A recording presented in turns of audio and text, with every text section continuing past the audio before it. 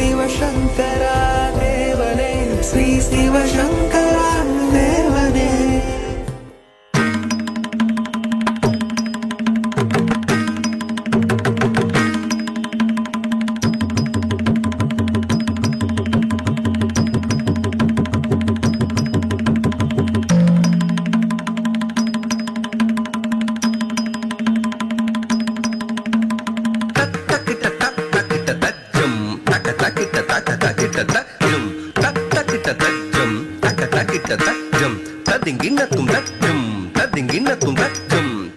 Shankaram Sivashankaram. Question from Govindan sir. துவைத தத்துவத்தை தந்த மாத்வர் தான் உடுப்பியில் உள்ள கிருஷ்ணன் சிலையை பிரதிஷ்டை செய்தவர். விசிஷ்டாத்வைத தத்துவத்தை தந்த ராமானுஜர் அஷ்டாட்சர மந்திரம் என்று சொல்லப்படும் நாராயண மூல மந்திரத்தை தனது குருவான திருக்கோஷ்டியூர் நம்பியிடம் உபதேசம் பெற்று இந்த உலக மக்கள் நலனுக்காக திருக்கோஷ்டியூர் சௌமிய நாராயண பெருமாள் கோவிலின் உச்சியிலிருந்து உறக்கச் சொன்னவர்.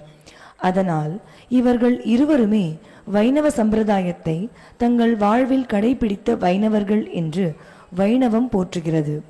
இதேபோல ஆதிசங்கரரும் வைணவத்தைத்தான் தன் வாழ்நாளில் கடைபிடித்தார் என்று வைணவம் கூறுகிறது.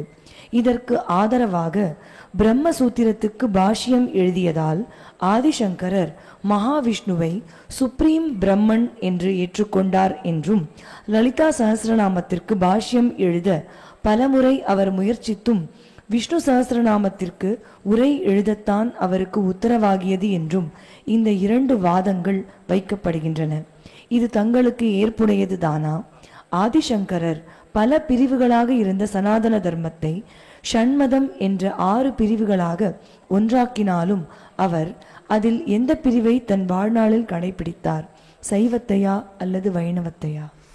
ஒரு நாமம் ஒரு உருவம் இல்லாருக்கு 1000 திருநாமம் பாடினாம் தெல்லேனம் கொட்டாமம். கடவுளுக்கு ஒரு பேர் இல்லை, எதுவும் இல்லை. நம்ம தான் சாஸ்திரநாமம் சொல்லி கடவுளை கும்பிடுறோம். ஏதவன் ஊர் ஏதவன் பேர் யார் ஊற்றார் யார் அயலார். அவனுக்கு பேர் ஏது ஊர் ஏது, வேண்டியவங்க யார் வேண்டாதவங்க யார். வேண்டுதல் வேண்டாமை இலானடி சேர்ந்தார்க்கு வேண்டுதல் வேண்டாமை ரெண்டும் இல்லாதவன் தான் கடவுள். அதனால் இது ரொம்ப சாதாரணமான ஒரு விஷயம். ஜனங்க தான் அந்த பின்னாளில் வந்தவர்கள் போட்டு அடிச்சுக்கிறாங்க. ஒரு கடல் இருக்கு, கடலில் அலைகள் இருக்குது. அந்த அலைகள் எங்கேருந்து வருது? கடல்லிருந்து வருது. எங்கே மறையுது? கடலில் மறையுது. அப்போது 2-3 அலையை எடுத்து டம்ளரில் மக்கில் ஜக்கிலெல்லாம் ஊற்றி அதை டேஸ்டெல்லாம் பண்ணி பார்த்தீங்கன்னா எல்லாம் ஒரே மாதிரி தான் இருக்கும். அப்போ சமுத்திரத்தில் இருக்கக்கூடிய பல்வேறு அலைகளும் குவாலிட்டியில் ஒன்றே தான். எல்லா அலையிலையும் ஒன்றுக்கு 1 ரூபாய் பேதங்கள் இல்லை, எல்லாம் தான். இன்னும் சொல்லப்போனால் நீ இங்கே நிற்கிற, அங்கேருந்து தப்புன்னு ஓடி வர்ற ஒரு அலை இருக்குது, நீ கூட பின்னால் ஒதுங்குற. ஆனால் அந்த அலை உங்கள்கிட்ட வர்றதில்லை. அதுக்கு முன்னால் இருக்கிற அலை தெரியுது, அதுக்கு முன்னால் இருக்கிற தெரியுது. உங்கள் கால்கிட்ட கரைஞ்சி போகிற அலைக்கும் அதுக்கும் சம்மந்தமே இல்லை. இப்போ அலையும் கடலும் ஒன்று தான் அப்படிங்கிறது அத்வைத்தம். எந்த கடலில் அலைகள் உற்பத்தி ஆகின்றனவோ அந்த கடலும் அலைகளும் ஒன்று தான். The sum total of all the waves constitutes the கடல். ஓகேவா? அந்த மாதிரி நான் ஒரு அலை, நீ ஒரு அலை, இந்த உலகத்தில் இருக்கிற எல்லா ஜீவராசிகளும் ஒரு அலைங்க. அதனால தான் வாழ்நாளெல்லாம் நம்ம அலைன்னு அழிஞ்சுன்னேக்கிறோம். நம்ம எல்லாம் சேர்ந்தது, இந்த ஜீவாத்மாக்கள் எல்லாம் சேர்ந்தது எதுவோ அதுதான் பரமாத்மா என்று சொல்லக்கூடிய சமுத்திரம், பரமாத்மா சாகரம். இது ரொம்ப ஈஸியாக புரியுதா? இதுதான் அத்வைத்தம். துவைத்தம்னா என்ன? கடவுள் அந்த பக்கங்கிறாரு, பரமாத்மா ஜீவாத்மா இந்த பக்கங்குது, நடுவில் ஒரு கடல் இருக்குது.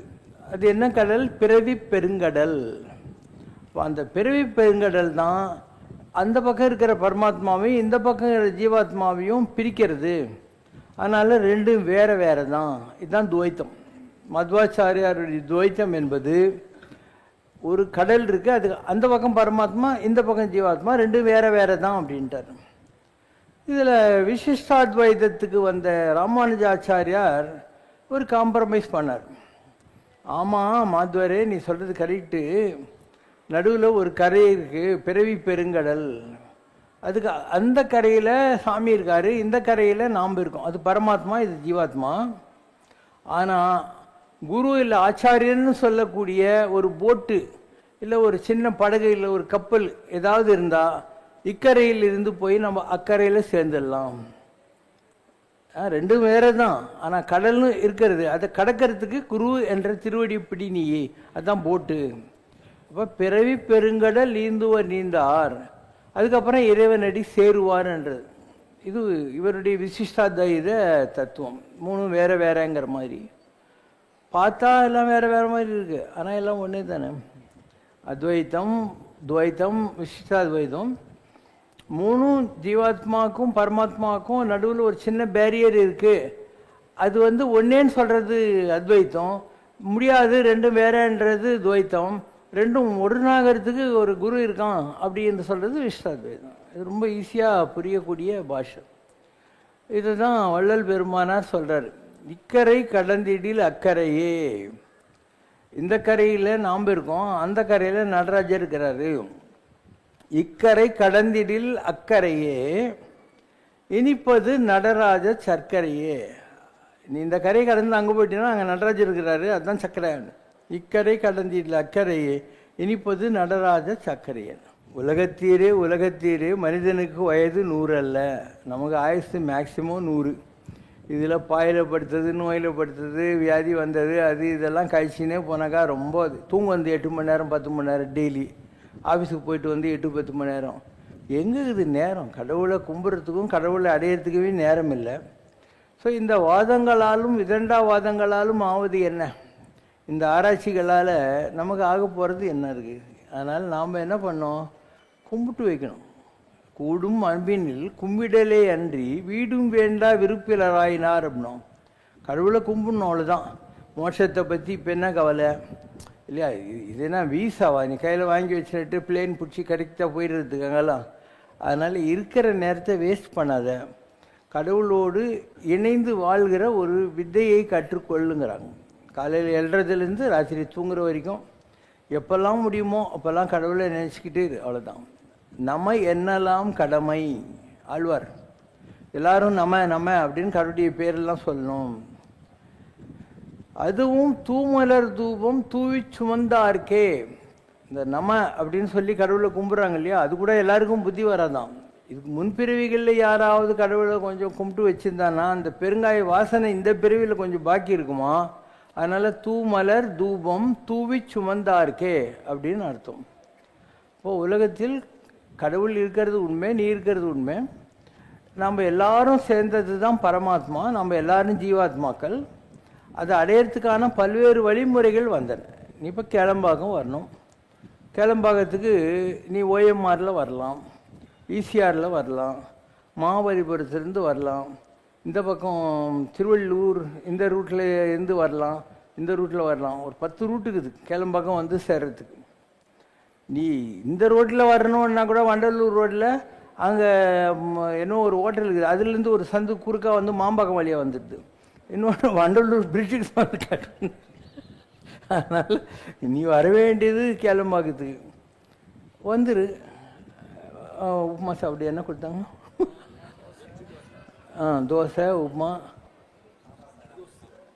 கொடுக்குறாங்க, சாக்லேட் கொடுக்குறாங்க, பழம் கொடுக்குறாங்க, டான்ஸ் பார்க்குற, பாட்டுக்காரு. இதை விட்டு எந்த ரூட்டுன்றதை பற்றி உனக்கு எந்த ரூட் வேணா அந்த ரூட்டில் நீ இவ்வளோ தான் ஆன்மீகன்றது. அதனால் ஆதிசங்கரர் போன்றவர்கள் ஒன்றும் விஷயம் தெரியாதவங்க இல்லை. அவங்க நீ இந்த மாதிரி அச்சிகன் சாகரீங்களேன்றதுனால ரொம்ப ஈஸியாக வழி பண்ண. அதுதான் சண்மதம். பிள்ளையாரை கும்பிட்றதுக்கு ஒரு ரூட்டு, முருகரை கும்பிட்றது, சூரியனை கும்பிட்றது, பெருமாளை கும்பிட்றது, சிவனை கும்பிட்றது, பராசக்தியை கும்பிட்றது. ஸோ 6 விதமான வழிபாட்டு முறைகளை சொல்லி அந்தந்த கடவுள் இப்படி இப்படி இருப்பார், அவருடைய குணங்கள் எல்லாம் இப்படி இப்படி, அவருடைய வாகனம் இது, அவருக்கு இந்த மந்திரம் சொல்லு, இந்த பூஜை பண்ணு அப்படிங்கிற மாதிரி எல்லாத்துக்கும் அவன் கிராமர் போட்டு கொடுத்துட்டாங்க. உனக்கு எந்த ஃபார்ம் பிடிக்குதோ பிடிக்கும். உலகத்தில் புளி சாதங்கிறது, எலுமிச்சம் சாதங்கிறது, தயிர் சாதங்கிறது, எள்ளு சாதம் இருக்குது, பொங்கல் இருக்குது, வெஜிடபிள் பிரியாணி இருக்குது. உனக்கு எது வேணுமோ அதை சாப்பிட வேண்டியதானே. இது பிடிக்குது அது பிடிக்கலன்னா விட்டுரு, பிடிக்காதது விட்டுரு, பிடிச்சதை சாப்பிடு, நல்லா சாப்பிடு. ஜனங்க வேஸ்ட் பண்ணுறாங்க டைமை. இப்போ நாங்கிறேன்னா நான் எல்லா சாமியும் கும்பிடுவேன், எனக்கு எந்த வம்பும் கிடையாது. பாரு, இங்கே கோயில் கட்டிட்டுனா, துர்கை கோயில் கட்டிட்டுனா, சாய்பாபா கோயில் கட்டிட்டுனா, அத்திவரதருக்கு நீ காஞ்சிபுரம் போனால் கூட 40 வருஷத்துக்கு ஒருக்கா தான் வைப்பேன். இங்கே டெய்லி நீ பார்த்துக்கலாம். அதை விட நான் அழகாக அத்திவரதரை வச்சுருக்கிறேன், பஞ்சமுக ஆஞ்சநேயர் வச்சுருக்கேன், இந்த இவர் நரசிம்மசாமி வச்சுருக்கேன், சாஸ்திரலிங்கம் காஞ்சிபுரம் ஏகாம்பரேஸ்வரர் கோயிலுக்கு போறிய நான் அழகாக வச்சுருக்காத. இந்த பக்கம் அகோர வீரபத்ரர் நேபாளில் இருக்குது இல்லை, பசுபதிநாத்துக்கு பக்கத்தில், அதை வச்சுருக்கிறேன். ஸோ எல்லா கடவுளுக்கும் நான் வழி வச்சுருக்கிறேன். உனக்கு எது பிடிக்குதோ போய் கும்பிட்டுக்கோ, எனக்கு என்ன ப்ராப்ளம், இது ஒன்றும் கிடையாது. நான் எல்லாத்தையும் நம்புகிறேன். அவரவர் இறையவர் குறைவிலர் இறையவர். நீ எந்த கடவுளை கும்பிட்டாலையும் அதில் எந்த குறையும் இல்லை. அவரவர் தத்தமது அறிவகை அடைய நின்றனரே. ஒவ்வொருத்தருக்கும் ஒரு ஐக்கியூ, ஒரு பிரெயின் இருக்குது. அவன் மைண்டில் என்ன பிடிக்குதோ அந்த வழியில் போய் அவங்க எல்லாரும் ஒரே கடவுளில் அடைகிறாங்க. நீ வர வேண்டியது கிளம்பாக்க ராமராஜ்யம், எந்த ரூட்டில் வந்தாலும் இங்கே தானே வர போகிற. உனக்கு எந்த ரூட்டு சூட் ஆகுதோ, எது ஈஸியாகுதோ அதில் வா, யார் வேணான்னா. இவ்வளோதான் ஆன்மீகம். ஸோ ஜனங்க இந்த குதர்க்கவாதிகள்ன்றான், அவங்க எப்பயுமே தங்களை மேலான அறிவுடையவர்கள் காட்டிக்கிறதுக்காக இந்த மாதிரி வாத பிரதவாகங்கள்லாம் இறங்குறாங்க. அது ஒன்றும் இல்லை, வேனிட்டி ஆஃப் நாலேஜ். ஆதிசங்கர் சொல்கிறார், நகி நகி ரட்சத்தி டுக்குருங்கரணே. கடவுளை ஒரு அன்புனால் அடைய முடியுண்டா, இதுக்கு எதுக்கு இலக்கணமெல்லாம் அப்படிங்கிற வார்த்தையை சொல்கிறார். இலக்கணம் எங்கேருந்து வருது? தன்னுடைய அறிவை காட்டிக்கணும்னு நினைக்கிற ஒரு ஸ்ட்ராட்டஜி இருக்கு இல்லையா, அதுலேருந்து வருது, வேறு ஒன்றுமே இல்லை. இப்போ வடமொழி ஆகட்டும், தமிழ் மொழியாகட்டும், இல்லை எந்த மொழியாகட்டும், அதில் கடவுளை கும்பிட்றதுக்குன்னு சொல்லி சில வழிமுறைகளை வச்சுருக்காங்க. எல்லா வழிமுறைகளும் என்னென்னா, ஃபஸ்ட்டு ஒரு மானசீக பூஜைன்றது, அங்கன்யாசம் கரன்யாசம்னு. இது என்ன பண்ணுவாங்க, இந்த சான்ஸ்கிரிட்டெல்லாம் தெரிஞ்சவங்க முதல்ல தண்ணி எடுத்து இப்படி கை தட்டிட்டு கனிஷ்டிகாபியாம் நமக மத்தியமாக நாம கரத்தில் பிரதிஷ்டம் இதெல்லாம் சொல்லி நான் என் உடம்பு இப்போ ப்யூரிஃபை பண்ணினேன். நீ இப்போ தானே குளிச்சுட்டு வந்து உட்காந்துக்கிற, திருப்பி நீ இப்படின்னாக்கா கடவுளுக்கு தெரியாத நீ அழுக்காகிறியாண்ணா. குளிச்சுட்டு சோப் போட்டு வந்து உடனே இதுக்கு ஒரு ஃபார்மாலிட்டி, ஒரு சடங்கு தேவையே இல்லை. இதெல்லாம் நீ கண்ணை முடிக்கிட்டு அகந்தூய்மை நீரால் அமையும், புறந்தூய்மை வாய்மையால் காணப்படும். புறந்தூய்மைன்றது என்ன?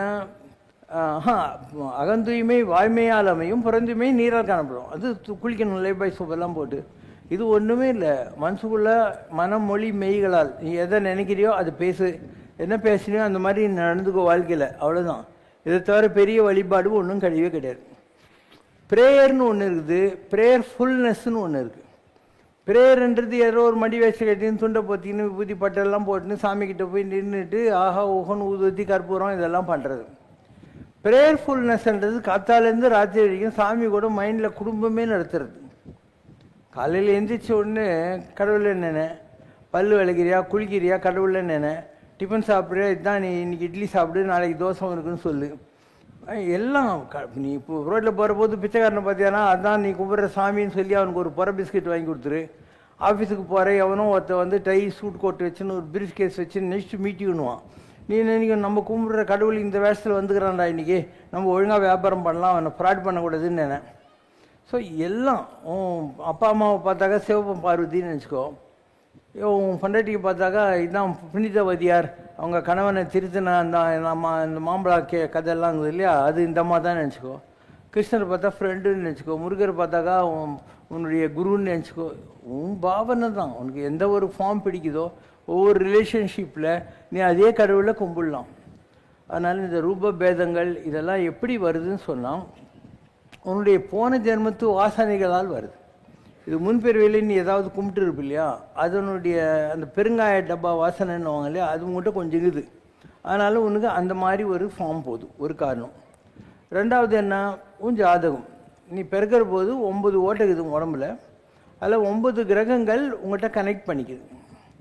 அந்த 9 கிரகங்கள் தான் உன் ஜாதகம். சூரிய சந்திர செவ்வாய் புதன் வியாழன் வெள்ளி சனி, அதுக்கப்புறம் ராகு கேதுன்னு சொல்லுது. இந்த 7 கிரகங்களில் நீங்கள் உடம்பில் பார்த்துடலாம். இந்த ராகு இருக்குது இல்லையா, அது செவ்வாய்க்கு கனெக்டடு. கேது இல்லையா, அது சுக்கிரனுக்கு கனெக்டட். இவ்வளோ தான், அது தனியாக இல்லை, இது கூட கனெக்டட். அம்பாளுக்கும் விநாயகருக்கும் கனெக்ஷனுக்கு தான், சக்தி சகித கணபதினு. அதே மாதிரி நீ மாயவரம் பக்கத்தில் போனீங்கன்னா திருக்குறாவடி அப்படின்னு ஒரு இடங்குது. அது என்ன, முருகர் கோயில்.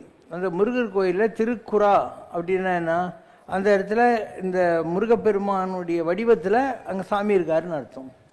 ஸோ எல்லாம் ஒன்று தான், உலகத்தில் ரெண்டு இல்லை. அப்போ உன் ஜாதகத்தை பார்த்தாவே சொல்லிடலாம் உனக்கு எந்த ஃபார்ம் ஆஃப் காட் கிட்ட மனசு போகும் அப்படின்றத அழகாக சொல்லிடலாம். அலோகோ பின்ன ருசிங்கிற மாதிரி. அதில் ஏற்றத்தாழ்வுகள் இல்லை. இப்போ தான் சொன்னேன் இல்லையா, எல்லா பாயசம் ஒன்றே தான்ற மாதிரி தான் நானும் சொல்லியிருக்கிறேன். பழங்குது, வாழைப்பழங்குது, சாத்துக்குடிக்குது, ஆரஞ்சு பழங்குது, பைனாப்பிள் இருக்குது, பலாப்பழங்குது. எல்லா பழம் பழம் தானே, எல்லாத்துலேயும் நல்லது தானே இருக்குது. அந்த மாதிரி உனக்கு எந்த பழம் பிடிக்கோ அதை நீ தான் டிசைட் பண்ணிக்கணும். இல்லை நிறைய பேருக்கு குறிப்பிட்ட பழம்லாம் பிடிக்கவே பிடிக்காது. அதில் ஏதாவது தப்புக்குது, அதெல்லாம் ஒன்றும் இல்லை. அதனால் உனக்கு எது பிடிக்குதோ அந்த வழியில் நீ போ. உன்னுடைய மைண்டு எங்கே கொண்டு போய் சேர்க்குதோ அங்கே கொண்டு போய் சேரு. ஆனால் எல்லாரும் சேர்ற இடம் ஒன்றே தான், அது உனக்கு சந்தேகம் இல்லை. நான் எல்லா கடவுளுக்கும் கோயில் கட்டியிருக்கேன், எல்லா கடவுளையுமே நான் நம்புவேன். அப்போது என்ன ப்ராப்ளங்கிறது ஒன்றும் இல்லை. இதில் எதுக்கு தெய்வம் பல பல சொல்லி பகை தீய வளர்ப்பவர் மூடர் அப்படின்னா. அப்போது பேராயிரம் பரவி வானோரும் ஏற்றும் பெம்மான். 1000 பேர்களை சொல்லி தேவர்களே கடவுளை கும்பிட்றாங்களாம். நம்மளும் கும்பிட்டுட்டு போகலாமே, என்ன போ, ஒரு பேரில் தான் சொல்லணும்னு ஏதாவது இருக்கா ரூலு? இல்லை. வாங்கம்மா.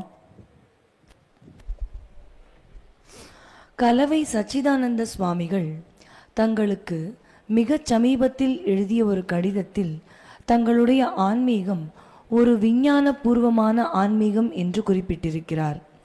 விஞ்ஞானம் தனது ஒவ்வொரு கண்டுபிடிப்புக்கும் வலுவான ஆதாரத்தை அடிப்படையாக கொண்டது.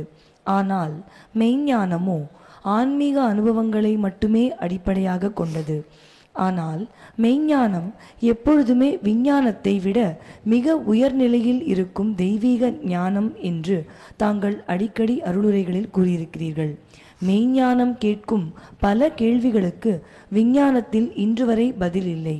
மேலும் விஞ்ஞானம் முழுக்க முழுக்க லௌகீகம் சார்ந்தது. ஆனால் ஆன்மீகமோ மனிதனின் ஆன்மா, கர்மா, மறுபிறப்பு, இறப்புக்கு பின் வாழ்க்கை என விஞ்ஞானத்தால் இன்று வரை ஏற்றுக்கொள்ளப்படாத பல கோட்பாடுகளை அடிப்படையாக கொண்டது. இந்த நிலையில் விஞ்ஞானமும் ஆன்மீகமும் ஒரே பிளாட்ஃபார்மில் பயணிக்க முடியுமா? ஒரே பிளாட்ஃபார்ம் நம்ம ஏன் நினைக்கணும்? நமக்கு 5 விதமான உடம்பு இருக்குது. ஒன்று பிராணமய கோஷம் இருக்குது. பிராணம்னா என்ன? காற்று. அதனால தான் யாருன்னா சேர்த்து போட்டால் தெலுங்கில் பிராணம் போயிந்தி அப்படின்வாங்க. பிராணம்னா ஆக்சிஜன், காற்று, பிராணவாயு அப்படின்னு சொல்லுது. இது இருக்கு இல்லையா, இது இட்லி, போண்டா, பஜ்ஜி. இதுக்கு அன்னமய கோஷம் பேர். சாப்பாடு இல்லைன்னாக்கா உடம்பார் அழியின் உயிரார் அழிவர். இது அன்னமய கோஷம். அதுக்கு அது பிராணமய கோஷம். நீ படிச்சுன்னு தூங்குற, நல்லா அச்சுப்பட்ட மாதிரி தூங்கினுங்கிற. ஆனால் உன் மனசு இருக்கு இல்லையா, அது ரயில் போகுது, மிஸ் பண்ணுது, தண்ணியில் முழுகுது, லவ் பண்ணுது, எல்லாத்தையும் பண்ணுது. அதுக்கு பேர் மனத்தினாலான உடம்பு. கோஷம்னா உடம்பு, மனோமய கோஷம். அதை தாண்டி இருக்கிறது விஞ்ஞானமய கோஷம். அதை தாண்டி இருக்கிறது ஆனந்தமய கோஷம். அப்போ இந்த விஞ்ஞானமய கோஷம்ன்றது சயின்டிஸ்ட்டுங்களுக்கெல்லாம் இருக்குது. ஜனங்களுக்கெல்லாம் 3 உடம்பு டெஃபினட்டாக இருக்குது. கனவு வருதா, சாப்பிட்டீங்களா, எல்லாம் இருக்குது. உங்கள்கிட்ட 3 உடம்பு இருக்குது. இந்த அறிவுன்றது கற்றனை தூரும் அறிவு. நீ படித்தா தானே வரும், இல்லாத அறிவு எங்கேருந்தெல்லாம் வந்துடும். கற்றனை தூரும் அறிவு. ஆனால் அந்த அறிவை நம்ம எப்படி பயன்படுத்தணும்னு பார்க்கணும். கற்றதனால் ஆய பயன் என்கொள் வாலறிவன் நற்றால் தொழாரன். என்னதான் படித்தாலே என்ன பிரயோஜனம்? இந்த உலகத்தில் இருக்கிற எல்லா அறிவையும் விட மேலான அறிவு ஒன்று இருக்குது. அதுக்கு என்ன பேர்? வாலறிவு. அந்த வாலறிவு உடையவன் கடவுள். அவனுடைய நல்ல தாள்களை நீ கும்பிடலைன்னா நீ படித்து என்ன பிரயோஜனம் அப்படின்னு அர்த்தம். அதனால் there is always a minute difference between the mind, rational mind. அதாவது 4வது அந்த விஞ்ஞானிகளுக்கெல்லாம் இருக்கிற விஞ்ஞானமய கோஷம். 5வது ஆனந்தமய கோஷம். இந்த ஆனந்தமய கோஷம்தான் கடவுள். கடவுளுடைய பேரே என்ன? சத் சித் ஆனந்தம். ஒரு மீன் இருக்குது. மீன் தண்ணியிலே தான் தூங்குது, தண்ணியிலேயே வாக்கிங் போகுது, தண்ணியிலேயே சாப்பிடுது, தண்ணியிலேயே சாணி கூட போடுது. அந்த மாதிரி எவன் ஒருத்தன் ஆனந்தத்திலேயே சுவாசிக்கிறானோ, ஆனந்தத்திலே வாழ்கிறானோ, அவன் அந்த நிலையை அடைகிறான், ஆனந்தமய கோஷத்தை அடைகிறான். இப்போ விஞ்ஞானிகள் அந்த 4வது உடம்பு வரைக்கும் ரீச் ஆகிடுறாங்க. அவங்களுடைய படிப்புனாலையும் உழைப்புனாலையும் அந்த 4வது உடம்பை ரீச் ஆகுறாங்க. அந்த 5வது உடம்புக்கு போகிறதுக்கு அவங்களால முடியல. ஏன்னா அவங்க இதெல்லாம் குப்பெல்லாம் ஏற கட்டிட்டு டோட்டலாக கடவுள்கிட்ட மைண்டை கொண்டு போனால் தான் அந்த பிளாங்க் மைண்டு வரும். எல்லாம் மற என்னை மறந்த நலம் சொல்லாய் முருகா சுரபூபதியன் எல்லாம் போயிட்டு வாச்சா மகோச்சரம், நேக்கட் மைண்டு, நிர்வாணம். எண்ணங்கள் இல்லாமல் இருந்தால் அது வாச்ச மகோச்சரம், துணி இல்லாமல் இருந்தால் அது பயாலாஜிக்கல் நிர்வாணம். அதாவது எந்த தாட்டும் இல்லாத நிலையில தான் அந்த கடவுள் தன்மையை அடைய முடியும். இவங்க ஏதோ ஒரு கண்டுபிடிப்புன்னு போகிற போது அந்த எண்ணம் இருக்கு இல்லையா, அவங்க எப்படி முழுக்க முழுக்க கடவுள்கிட்ட எப்படி போயிட முடியும்? அதனால் பெர்சன்டேஜ் ஆஃப் டிஃப்ரென்ஸ் இருக்கும் between the blank mind and this little thoughtful mind. அதில் அவங்களுக்கே தெரியாமல் எப்படி ஒரு குழந்தை தொட்டிலில் தெரியாமல் தூங்கிடுது, இல்லை நீயே தூங்குற, திடீர்னு ஒரு உலுக்கி விழுந்த மாதிரி ஒரு அனுபவம் வருது இல்லையா, அந்த மாதிரி இந்த விஞ்ஞானிகளுக்கு கூட அந்த மாதிரி ஒரு blank மைண்டு அக்கேஷனலாக வருது. தாமஸ் ஆல்வா எடிசன் அவன் டீ போடுறதுக்காக வந்து கும்டி அடுப்புன்னுவாங்க அந்த காலத்தில், அது மேலே ஒரு பாத்திரத்தை வச்சு கொதிக்க விட்டுனுக்கிறான், மேலே ஒரு தட்டு முடிக்குது. அப்படியே பார்த்துன்னுக்கிறான், அந்த தட்டு இப்படியே கொட்டக்கொட்டான்னு ஆடுது இல்லை அந்த வேப்பரில், நீராவியில். அப்போ அவனுக்கு தெரிஞ்சு போச்சு, நீராவி தத்துவத்தை வச்சு அவன் வந்து ரயில்வே கண்டுபிடிச்சிட்டான், ரயில்வே இன்ஜின் எல்லாம் கண்டுபிடிச்சிட்டான். இது அப்படி தான் வந்துச்சு. அவன் ரயில்வே இன்ஜினை கண்டுபிடிக்கிறது போல் அவன் டீ போட்டுன்னு இருந்தான். அதே மாதிரி இந்த மேடம் கியூரிங்கிறாங்க, ஆர்வில் ரைட்டு ஓர்வில் ரைட்டுங்கிறாங்க. இந்த மாதிரி எந்த ஒரு விஞ்ஞான கண்டுபிடிப்பும் கூட இட் வாஸ் அன் ஆக்சிடெண்ட். இதே மாதிரி மெய்ஞானத்துலேயும் ஜெயதேவர்னு ஒருத்தர் கீத கோவிந்தம்னு எழுதுகிறாரு. அந்த கீத கோவிந்தம் எழுதுறதுக்காக பார்த்துன்னே இருக்கார். அவருக்கு மைண்டில் வரல டக்குன்னு. சரி நான் எண்ணெய் தேய்ச்சி குளிச்சுட்டு வரேன்ட்டு நல்லா எண்ணெயெல்லாம் தேய்ச்சின்னு டவலை கட்டினி சந்திரபாகா நதியில் குளிக்கிறதுக்காக போயினே இருக்கிறாரு. போயினே இருக்கிற போது அவருக்கு அந்த கண்டினியூட்டி வந்து இது மைண்டில். அதனால் மெக்கானிக்கலாக வீட்டுக்கு வர்றாரு, அந்த பேப்பர் பேனெல்லாம் எடுத்து இவருக்கு மைண்டில் வந்தது எழுதிட்டாரு. அவர் வந்ததும் தெரியாதவருக்கு ஏது வந்துன்னு தெரியாது. அவர் பாட்டிக்கு போய் சந்திரபாகாவில் குளிச்சுட்டு வந்த உடனே பொண்டாட்டிக்கிட்ட எங்கே அது பேப்பர்லாம் எடுத்து எழுதணும் திருப்பின்னு. என்ன சொல்கிறீங்க, வந்துட்டு நீங்கள் எப்பயும் எழுதிட்டு போனீங்கன்னு. இவர் போய் பார்த்தாக்க ஏற்கனவே எழுதி வச்சுருக்காரு. உங்களுக்கு கூட இந்த மாதிரி அனுபவம் உண்டு. நிறைய பேர் ரோட்டில் நடந்து போகிற போது எதையாவது ஸ்பேஸின்னு இப்படி கை காலெலாம் ஆட்டின்னு போவான், எதிரில் வர மிச்சிட்டு சாவுகிறாக்கணும். அந்த மாதிரி எண்ணங்களில் நீ சாகணும், அப்போ நீ கூட ஒரு ஜெயதேவர் ஆயிடலாம். அதே மாதிரி கேரளாவில் அவர் குருவாயூரப்பனை பற்றி எழுதின்னு இருக்காரு. அவருக்கு வைகுண்டம் எப்படி இருக்குன்னு தெரியாது பூந்தானத்துக்கு. அதனால் எழுதுனதை வச்சுக்கிட்டு அவர் இப்படி தலைமையில் வச்சு ப்ரே பண்ணுறாரு, அவர் எழுதின ஓலைக்கட்டை. அப்போ வைகுண்டம் எப்படி இருக்கும்ன்ட்டு அவருக்கு உணர்த்துறாங்க, அதை வச்சு அவர் எழுதினார். ஸோ இந்த இதுக்கும் ரெண்டுத்துக்கும் உள்ள டிஃப்ரென்ஸ் கொஞ்சம்தான். அதனால் விஞ்ஞானிகள் மெய்ஞானிகள் ஆகலாம். நிறைய விஞ்ஞானிகள் பார்த்தீங்கன்னா ஐசக் நியூட்டன் இவங்கெல்லாம் ஒரு ஹையஸ்ட் லெவல் ஆஃப் இன்டெலிஜென்ஸில் இருப்பாங்க. ஐசக் நியூட்டன் இல்லையா, அந்த மாதிரி இருக்கிறவங்க கிட்ட அசிஸ்டண்ட்டாக இருந்த நிறைய பேர் சொல்கிறாங்க அவங்களுக்கு இந்த உலகத்து வாழ்க்கையிலலாம் பெரிய அனுபவம் இல்லைன்னு. ஐசக் நியூட்டன் ஒரு போட்டி பண்ணார். அந்த போட்டியில் ஒரு சின்ன ஓட்டை போட்டார், ஒரு பெரிய ஓட்டை போட்டார். அவன் கேட்டான் எதுக்கானு, என்கிட்ட 2 பூனை இருக்குது, சின்ன பூனை போகிறதுக்கு சின்ன ஓட்டை, பெரிய பூனை போகிறதுக்கு பெரிய ஓட்டை அப்படின்னா. அவன் சொன்னான் நீ எல்லாம் ஒரு சயின்டிஸ்டாயா, பெரிய ஓட்டையிலேயே சின்ன பூனையும் போகும் பெரிய பூனையும் போகும். நான் அவ்வளோதான் அவங்களுடைய ஒரு நேட்டிவ் இன்டெலிஜென்ஸ்ன்றது. அதுக்கு மேலே அவங்களுக்கு திங்க் பண்ண தெரியல. இந்த விஞ்ஞான கண்டுபிடிப்புகள் ஏதோ ஒரு ஆக்சிடெண்ட்லாம் கடவுள் இந்த உலகத்தின் மேல் வைக்கிற கருணைக்கு எவனோ ஒருத்தன் அதுக்கான சீரியஸாக டெடிக்கேட்டடாக தேடுற போது அவனுக்கு தொலைஞ்சு போகுதுன்னு கடவுள் கொடுக்கறது தான், வேறு எதுவுமே இல்லை. இப்போ ராமாயண காலத்தில் 2 ஏரோப்ளேன் இருந்துச்சு. ஒன்றுத்த குபேரங்கிட்டேருந்து வாங்கின்னு ராவணன் வச்சுருந்தான். ராமர் திரும்பியும் போகணும் நந்தி கிராமத்துக்கு. அப்போ என்ன பண்ணார், இந்திரங்கட்டுக்கிற ஏரோப்ளேனை கடன் வாங்கின்னு போயிட்டு வந்தார். 2 ஏரோப்ளேன் இருந்துச்சா. விக்ரமாதித்த ராஜா இருந்தான். அவன் வந்து 800 வருஷத்துக்கு முன்னால் எழுதுறான், நான் ஏரோப்ளேனை கண்டுபிடிச்சிட்டேன், அதை ட்ரைவ் பண்ணி கூட பார்த்துட்டேன், இந்த உலகத்துக்கு அதனால் நல்லது நடக்காதுன்னு எனக்கு தெரியும், அதனால் அந்த டெக்னாலஜியை நான் அழிச்சிட்டேன் அப்படின்னு சொல்கிறான். அப்போது நீ 6 வீல் ரைட்டு 1 வீல் ரைட்டு 200 வருஷத்துக்கு முன்னால் ஏரோப்ளேன் கண்டுபிடிச்சா நம்புறதே போய் தானே. ராமர் காலத்தில் இருந்துருக்குது அதெல்லாம். அதே மாதிரி கிருஷ்ணர் அர்ஜுனன் 2 பேரும் ஒரு செம்பிளன்ஸ் ஆஃப் ஏ நீராவி கப்பல் நீராவி போட்டில் இங்கேருந்து அமெரிக்காவுக்கு போய்க்கிறாங்க. ராஜசூய யாகத்துக்கு இன்விடேஷன் பண்ணுறதுக்காக போயிருக்காங்க. அமெரிக்காலாம் போய்க்கிறாங்க. அங்கே அமெரிக்காவில் ஒரு நாகலோகம், அந்த நாகலோகத்தினுடைய ராணி தான் உலுப்பி. அந்த உலுப்பிக்கு இதுக்கு முன்னால் அர்ஜுன் அங்கே போன போது ஒரு குழந்தைய கொடுத்துட்டு வந்துட்டான். அவன் பேர் பப்ருவாகனன். இவன் தான் தன் அப்பன் தெரியாமல் பப்ருவாகனன் வந்து 2 பேருக்கிட்டையும் அடிச்சுன்னு சண்டை போடுறான். பப்ருவாகனன் செத்து போகிறான். உடனே வந்து உன் பிள்ளையை கொண்டுட்டியடா பாவின்னு சொல்லிட்டு அவன் நாகலோகத்துக்கு போய் மணாலனை மங்கையின் பாக்கியத்தில் வர்ற மாதிரி ஒரு விளக்கெடுத்துன்னு போய் இவன் உயிரை மீட்டான்றதெல்லாம் மகாபாரதத்தில் இருக்குது. அப்போ கிருஷ்ணரும் அர்ஜுனனும் அமெரிக்கா வரைக்கும் போயிருக்காங்க. அவங்க இப்போ இருக்கிற யூரோப் கண்ட்ரிஸ் வழியாக போயிருக்கிறாங்க. யூரோப் கண்ட்ரியில் அப்போது பாப்புலேஷன் கம்மியாக இருந்திருக்கும். கிருஷ்ணர் காலத்துலன்னா அவ்வளோதானே இருந்திருக்கும். அங்கே இருந்தவங்கெல்லாம் வந்து நீல கண் வச்சுக்கிட்டு ஃபேஸு மங்கி மாதிரி இருந்துச்சான். அதனால் யூரோப்பியன்ஸுக்கு மகாபாரதத்தில் இவங்க வச்ச பேர் என்னென்னா ப்ளூ ஐடு மங்கீஸு, நீல கண்ணுடைய குரங்கு மூஞ்சி உள்ளவங்க அப்படின்னு சொல்லி. செத்ததின் வயிற்றில் சிறியது பிறந்தால் எத்தை தின்னும் எங்கே கிடக்கும் என்ற மதுரகவி ஆழ்வாரின் கேள்விக்கு அத்தை தின்னும் அங்கே கிடக்கும் என்று நம்மாழ்வார் பதில் சொல்லியிருக்கிறார். மனிதனின் ஆத்மா அது வாழும் மனித உடலை உண்டு வாழ்வதால் தான் மனிதனுக்கு மூப்பு நரை எல்லாம் வருகின்றன என்று இந்த பதிலை அடிப்படையாக வைத்து தாங்கள் பல அருளுரைகளில் தெரிவித்திருக்கிறீர்கள். அப்படியானால் ஜலந்தர பந்தனத்தின் மூலம் தொண்டையை லாக் செய்த பிறகு சுரக்கும் அமிர்தத்தை உண்டு வாழும் மனிதனை பிணி மூப்பு எதுவும் அண்டாது என்றும், ஆனால் அந்த உடல் இளைத்து போகும் என்றும் தாங்கள் பலமுறை கூறியிருக்கிறீர்கள்.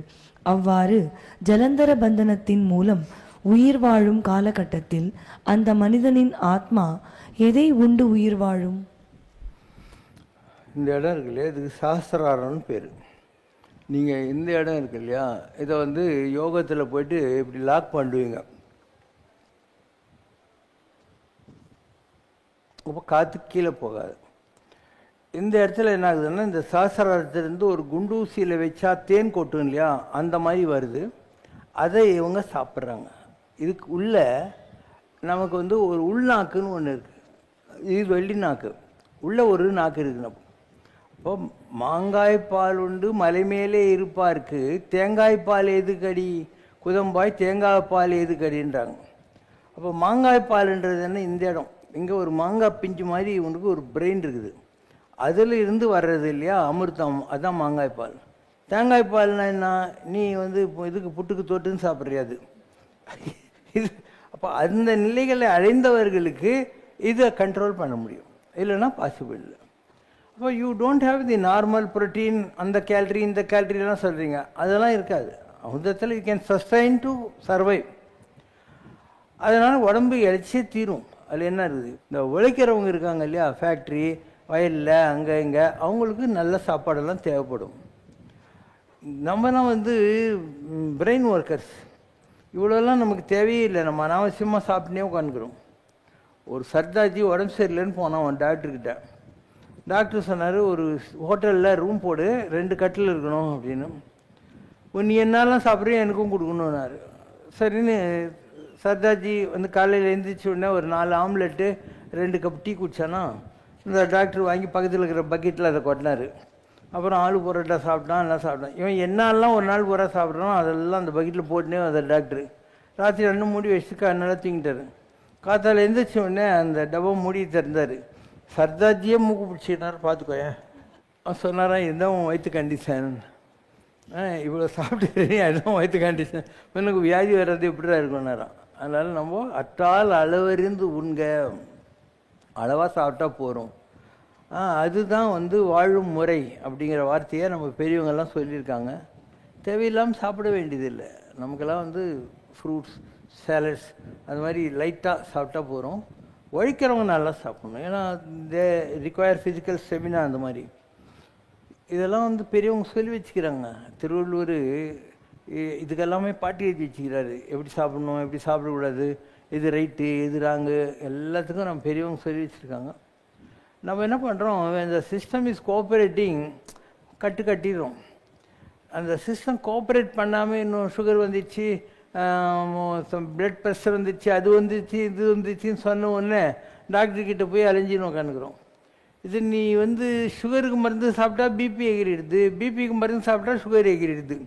ஏன்னா கெமிக்கல் இம்பேலன்ஸ் வந்துடுது அதில். அந்த காலத்தில் அப்படி கிடையாது. அந்த காலத்துலலாம் வந்து உடம்பு 3ஆக பிரித்தாங்க. வாதம், பித்தம், சிலோத்துவம். அப்படி இல்லை.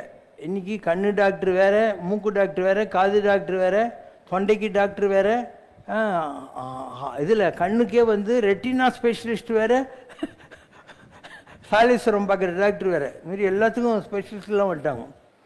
அந்த காலத்தில் 3 தான்.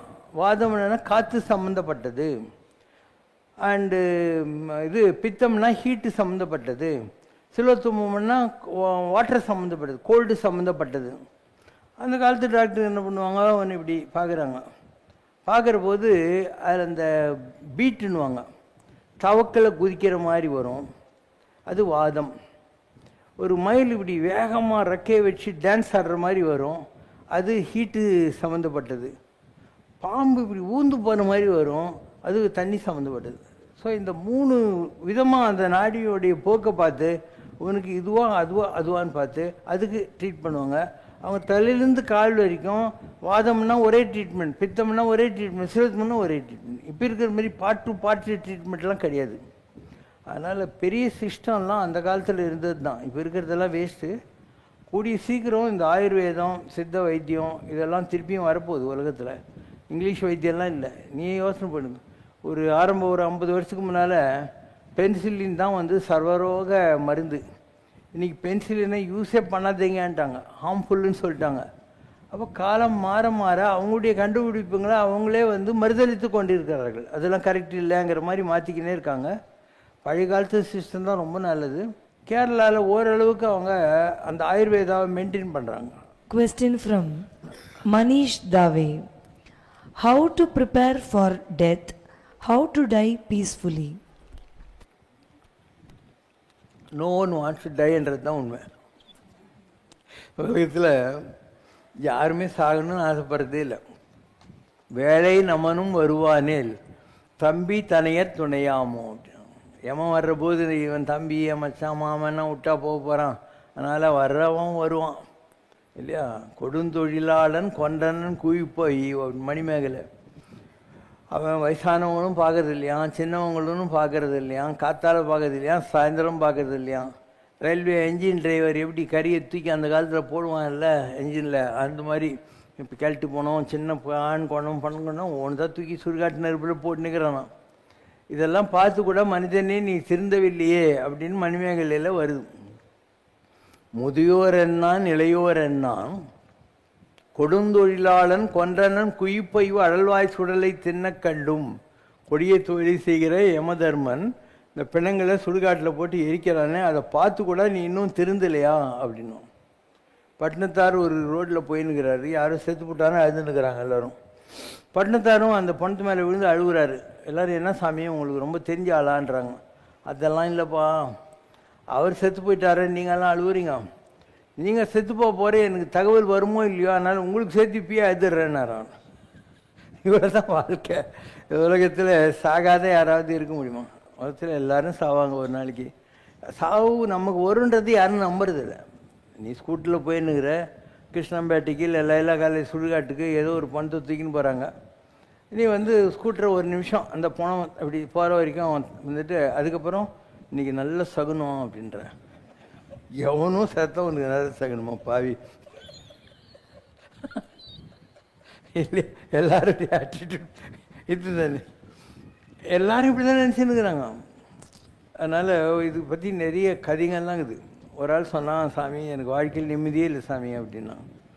சரி எல்லாத்தையும் ஒட்டி என் கூட வந்துடுனாரு. நான் கூட சொல்கிறதுக்கு ரெடி ஆகிறேன், யாரும் வர்றதில்லை. நான் சும்மாவை சொல்கிறேன், விளையாட வச்சுக்கிறேன் இல்லையா, ஏதோ ஒரு வகையில் ஒன்று பார்த்துக்குவேன். ஆனால் வர்றதுக்கு தயாராக இல்லை ஜனம். அதனால் அவன் சொன்னால் இந்தமாரி எல்லோரும் என்னை நம்பினுக்கிறாங்க சாமி. யாரும் ஒன்று நம்பின்னு இல்லைடான்னு. என்ன சொல்கிறீங்க, அவங்கெல்லாம் என் மேலே அப்படியே உசுரியே வச்சுக்கிறாங்க அப்படின்னா. சரி நான் 2 மாத்திரை கொடுக்குறேன். ஒன்று சிவப்பு மாத்திரை, அதை போட்டேன்னா காத்தால 7 மணிக்கு நீ செத்த மாதிரி ஆகிவிடுவேன். இல்லை 8 மணிக்கு நான் வந்து பச்சை மாத்திரை கொடுப்பேன், அப்போ நீ எந்திரிச்சிருவேன். நான் நிஜமா அப்படின்னா சிவப்பு மாத்திரை 7 மணிக்கு போட்டு செத்துக்கிட்டான். அவன் எல்லோரும் வந்து அழுதுன்னுக்குறாங்க. நம்ம சாமியார் வந்தார், நான் எங்கள் ஹஸ்பண்ட் போயிட்டான், என் பிள்ளை போயிட்டான், எங்கள் அப்பா போட்டான்னு அழுதுன்னுக்குறாங்க. சரி ஒன்று செய்கிறேன், நான் வந்து நீங்கள் யாருன்னா ஒரு உயிர் கொடுத்துருங்க, அவனுக்குள்ளே அதை போட்டு அவனை காப்பாற்றிடுறேன். எல்லாருக்கும் பக்கு பக்குன்னு இந்த சாமியார் நம்மளை கேட்டு தொலைக்க போகிறானேன்ட்டு. வயசான அப்பா அம்மா கிட்ட இவர் கேட்குறாரு, உங்களுக்கு தான் வயசாகிடுச்சு, ஆண்டு அனுபவிச்சிட்டிங்க, உங்கள் பையன் அவன் பொண்டாட்டி பிள்ளை குட்டிங்க நல்லா கட்டுங்க. நான் இன்னும் காசு ராமேஸ்வரம்லாம் போகலிங்க, அவன் போட்டுங்க பார்த்துக்கலாம் என்ன ஆகுதுன்னு. குழந்தைங்கிட்ட கேட்டாரான், உங்கள் அம்மா இருக்கட்டும்டா கட்டு கழட்டியா, நீங்கள் யாருன்னா வந்துடுங்க. இல்லைங்க எங்கள் நைனா போனால் கூட எங்கள் அம்மா பார்த்துக்கோங்க அப்படின்னா.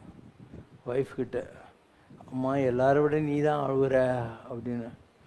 துப்பு கட்ட மனுஷங்க, நான் எப்படியாவது குடும்பத்தை பார்த்துக்கிறேன் போகட்டும் இருந்தாலும். இவர் பச்சை மாத்திரை கொடுத்து, ஏண்டா இதுக்காகவா இவங்களாம் உன்னை நம்பி நிற்கிறாங்க. இதே கதை நாளைக்கு எல்லார் வீட்லேயும் வருமா இல்லையா? நீ டால்ஸ்டாய் ஒரு கதை இருக்கிறார். யமதர்மன் அவனுடைய தூதுவனை அனுப்புகிறான், போயிட்டு இன்னாருடைய உயிர் எடுத்துடுவான்னு.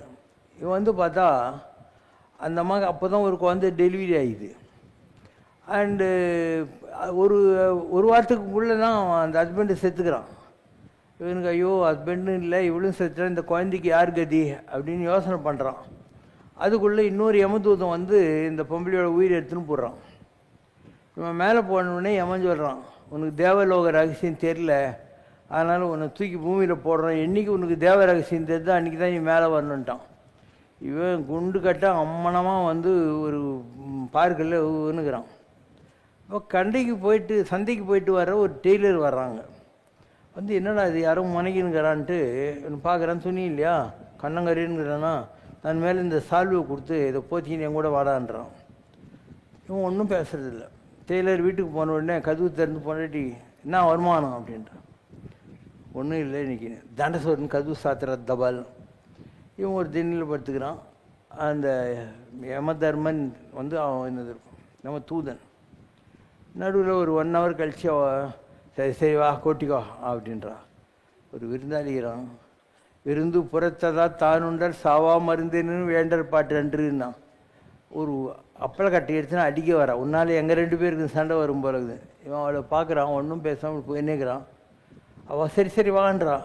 வந்து அவன் மூஞ்சி பார்க்குறான், லேசாக ஒரு புன்னங்கி வருது. அந்த அட்டர் பிளாக் போயிட்டு கொஞ்சோண்டு கலர் வருது. டெய்லர் சொல்கிறான், என் கூடயே இருந்து காஜா தைக்கிற வேலையை பண்ணின்னு, நான் வந்து சாப்பாடு தான் போடுவேன், சமையலெல்லாம் கொடுக்க மாட்டேன்னு சொல்லிட்டேன். சரின்னு ஒரு 10 வருஷம் ஆகுது. ஒரு குதிரை வண்டி, ஒரு பணக்கார பொம்பளை, அவள் கூட 10 வயசு இருக்கிற ஒரு குழந்தை, கை கொஞ்சம் லேசாக பிடிக்குது. ஒரு குட்டி பாப்பா ஒரு 3-4 வயசு. வந்து நல்லா துணி தைக்கணும் இவங்களுக்கு. இந்த பெரிய பாப்பாவுக்கு கை கொஞ்சம் லூஸ் விட்டு தைக்கணும் அப்படின்னு. இவன் அந்த பணக்கார பொம்பளை பார்க்குறான், அந்த 10 வயசு பொண்ணு பார்க்குறான், லேசாக சிரிக்கிறான். மகஞ்சி இன்னும் கொஞ்சம் கலர் வந்துடுது. இன்னும் ஒரு 5-6 வருஷம் ஆகுது. இவன் அதுக்குள்ளே டெய்லர் ஆகிட்டான், அசிஸ்டண்ட் வேலையிலேருந்து. ஒரு கார் வந்து நிற்கிது. ஒரு பணக்காரன் கார்லேருந்து இறங்கி 10 மீட்டர் துணி கொடுத்து, இதில் நல்லா ஒரு 20 வருஷம் நிற்கிற மாதிரி எனக்கு ஒரு சூட்டு கோட்டு தைச்சி வையேன்றான். நம்ம டெய்லரிங் அசிஸ்டண்ட்டு தைக்கணும் இல்லை, 1 நாளாவது 2 நாளாவது தைக்கவே இல்லை. டெய்லர் சொல்கிறான், உனக்கு என்னடா ஆச்சு, இன்றைக்கி டெலிவரி கொடுக்கணும், என்ன பண்ணுறதுன்னு. அந்த 10 மீட்டரை டர்ன்னு கிழிச்சானா, அதில் ஒரு தலைகணி வர ஒரு பெட்டு கவர் தைச்சான். டெய்லர் பயப்படுறான், என்ன இப்படி பண்ணிட்டான்னு. அப்போ கார் வருது. டிரைவர் சொல்கிறான், எங்கள் பாஸ் மண்டையை போட்டாருங்க, அவர் சுடுகாட்டுக்கு எடுத்துன்னு போகிறதுக்காக அவர் கொடுத்த துணியில் ஒரு பெட்டு வர தலைகாணி வர தைச்சிருங்க அப்படின்னு. இவன் பாடி அப்படியே தகதகான ஆயிடுச்சு, டொயின்னு மேலே போப்புறான். அப்போ டெய்லர் கேட்குறான், என்னண்ணா எனக்கு ஒன்றுமே புரியலேன்னு. இவன் சொல்கிறான், நான் ஒரு யமதூதன், தேவலோக ரகசியம் தெரிஞ்சால் தான் மேலே வரணும்னு என்னை தள்ளி விட்டாங்க, என்ன தெரிஞ்சுக்கிறேன்னு. உன் பொண்டாட்டி முதல்ல அப்பளை கட்ட வச்சு அடிக்க வந்தாலே, அப்போ அவள் ஃபேஸில் மூத்த தேவி தெரிஞ்சு. சரி வான்னு கூப்பிட்டாலே, அப்போ ஸ்ரீதேவி தெரிஞ்சு. அப்போ ஜனங்க கஷ்டம் போய் சுகப்படுறதுக்கு இவ்வளோ ஈஸியான வழியெல்லாங்குது. கொஞ்சம் தான தர்மம் பண்ணும். பலர் ஆகிய காரணம் இல்லாதவங்க ரொம்ப பேர் ஏன் இருக்காங்க, கடவுளை கும்பிட்றவங்க கொஞ்சம் பேர் அவங்க வசதியாக இருக்கிறாங்க, பதவி பூர்வ புண்ணியானாம். கடவுளை கும்பிடாதவங்க ரொம்ப பேர், அவங்கெல்லாம் வந்து இகழ் விறகு சுமக்கும் தலை, சும்மாடு கட்டி சுமந்து உழல் ஓரை காண்கையில் ஐயா சிதம்பர தேவான் என்னை வணங்காத பேரன்றோ. சும்மாடு கட்டி விறகு தூக்கின்னு போகிறாங்களா, அவங்கள பார்க்குற போது தான் எனக்கு தெரியுது நடராஜா அவங்கெல்லாம் ஒன்று கும்பிடலப்பா அப்படின்னு நல்லா வளர சொல்லணும். அதனால் இது தெரியாமல் ஜனங்க, அப்போ தான் எனக்கு ஃபஸ்ட்டு தேவலோக ரகசியம் புரிஞ்சுது. ஜனங்க படுற கஷ்டத்துக்கு அவன் தான் காரணம், கடவுள் இல்லை. அறத்தாறு இது வேண்டா சிவிகை பொறுத்தானோடு ஊர்ந்தான் அடை. தர்மத்தினுடைய பலன் என்னன்னா, எவனோ ஒருத்தன் காரில் ஜம்முன்னு உக்காந்து போகிறான், எவனோ ஒருத்தன் கார் டிரைவராகிறான், எவனோ பல்லக்கில் உக்காந்து போகிறான், 4 பேர் தூக்கின்னு போகிறாங்க. இதை பார்த்தா யார் தர்மம் பண்ணிக்கிறான்னு உனக்கு தெரிஞ்சிடும் அப்படின்னு. அடுத்தது அந்த பணக்கார பொம்பளை குதிரை வண்டியில் வந்தா இல்லையா, அந்த 10 வயசு குழந்தைக்கு நல்லா லூஸ் விட்டு தீயினா இல்லையா, அந்த குழந்தை தான் இவளுக்கு யார் கதி அம்மா போயிட்டான்னு நான் நினச்சி பரிதாபப்பட்டு உயிரை எடுக்கிறதுக்கு பயந்த ஒரு கேஸ். அப்போ கடவுள் அந்த ஏழை தாயாரை விட பணக்கார தாயார் இவளுக்கு நல்லா லூஸ் விட்டு தேய்க்கணும் அன்பாக பார்த்துக்கிற ஒரு தாயாரை ரெடியாக வச்சுருக்கான். இது நான் தெரிஞ்சுக்கிட்ட தேவலோக ரகசியம். எது நடக்குதோ எல்லாத்துக்கும் கடவுளுக்கு தெரியும், எல்லாத்துக்கும் ஒரு ஆல்டர்னேட்டிவ் வச்சுருக்கான்.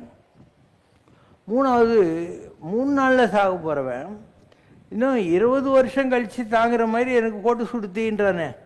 இதுதான் வந்து உலகத்தில் பெரிய மாய. நெருநல் உளநுருவன் இன்று இல்லை, நேற்று இருந்தவன் இன்னைக்கு இல்லைன்றது தான் இந்த உலகத்தில் பெரிய அதிசயம். எனக்கு தெரியும், நான் தான் எம்என் டிபார்ட்மெண்ட் ஆச்சு, 3ஆவது நாள் மண்டே போடுறோன்னு தெரியும். அதனால் வெயிட் பண்ணி கரெக்டாக தலகாணி வரையும் பெட்டு தேய்ச்சேன்.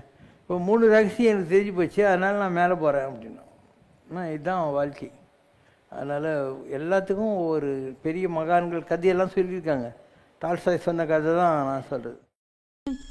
ஓம் ஜெய் சிவசங்கரரே சுவாமி ஜகத் பரிபாலகரே ஆதி சங்கர அவதாரா அநாத ரக்ஷகரே. ஓம் ஜெய் சிவசங்கரரே. அன்னையும் தந்தையும் நீரென்றறிந்தும் அன்பில் நனைகின்றோம் சுவாமி, அன்பில் நனைகின்றோம். ஆசானும் இறையாகிய தேவா நின்னடி பணிகின்றோம். ஓம் ஜெய் சிவசங்கரரே. கைலையை பன்முறை வலம் வந்தாய் ஓ கருணாகர கீர்த்தி சுவாமி, கருணாகர கீர்த்தி. மயிலையில் நின்று வரம் தருகின்றாய் மங்களகர மூர்த்தி. ஓம் ஜெய் சிவசங்கரரே. ஆனந்த சாகரம் தனிலம்மையாழ்த்தும் அற்புதாருள் ஜோதி சுவாமி, அற்புதாருள் ஜோதி. ஆரத்தி செய்து பாடி மகிழ்ந்தோம் அருள்வாய் பரஞ்சோதி. ஓம் ஜெய் சிவசங்கரரே. நாராயண நாராயண ஓம் சத்யநாராயண நாராயண நாராயண ஓம் நாராயண நாராயண ஓம் சத்யநாராயண நாராயண ஓம் சத்யநாராயண நாராயண ஓம். ஓம் ஜெய் சிவசங்கரரே. சங்கரம் சிவசங்கரம் எனும் மந்திரம் சுகம் தரும். சங்கரம் சிவசங்கரம் எனும் மந்திரம் சுகம் தரும். வேஷமின்றி கோஷமின்றி நாள்தோறும் அருள் புரியும் சங்கரம் சிவசங்கரம் எனும் மந்திரம் சுகம் தரும். திவ்ய தரிசனமே எங்கள் ஜென்ம சாபல்யம். தீவினை தரும் சோதனை, சோதனை தரும் வேதனை. யாவும் சுமந்து சுமந்து சுமந்து சோர்ந்து போன நெஞ்சுக்கு சங்கரம் சிவசங்கம் எனும் மந்திரம் சுகம் தரும். செய்த பாவங்கள் பல சேர்ந்திருந்தாலும் செய்த பாவங்கள் பல சேர்ந்திருந்தாலும் அபயம் அபயம் என்று நீ அழுது தீர்த்திடு இன்று நீ. அபயம் அபயம் என்று நீ அழுது தீர்த்திடு இன்று நீ. சகல சுகமும் நித்திய சௌக்கியமும் தந்திடும் திருமந்திரம் சங்கரம் சிவசங்கரம் என்னும் மந்திரம் சுகம் தரும்.